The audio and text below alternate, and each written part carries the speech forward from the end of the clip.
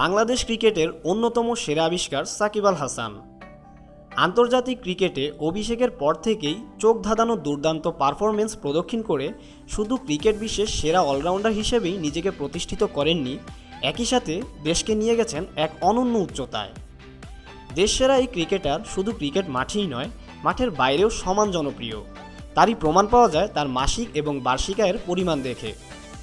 দেশের ক্রিকেটের ব্র্যান্ড হয়ে ওঠা সাকিব বর্তমানে দেশের সবচেয়ে বেশি ধনী ক্রিকেটার।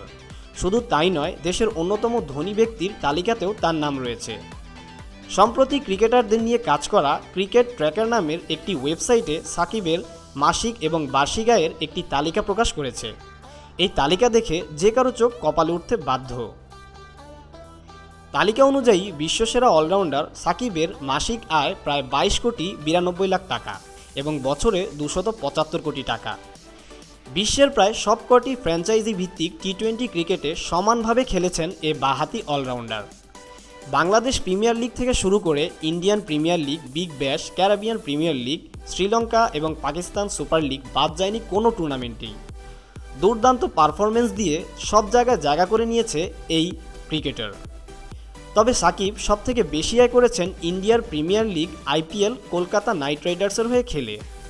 অবশ্য শুধু ক্রিকেট খেলেই এ পরিমাণ অর্থ উপার্জন করেননি সাকিব।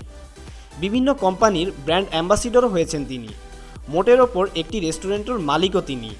এছাড়াও শোরুম, আউটলেট ও ইভেন্ট ম্যানেজমেন্ট ব্যবসার পাশাপাশি বিজ্ঞাপন শুটিংয়ের কাজ করেও সাকিব পাচ্ছেন কারি অর্থ। পৃথিবীতে ঘটে যাওয়া আরও নানান রকমের অজানা এবং চমকপ্রদ সব ঘটনা জানতে সাবস্ক্রাইব করে রাখুন আমাদের চ্যানেলটি। ধন্যবাদ।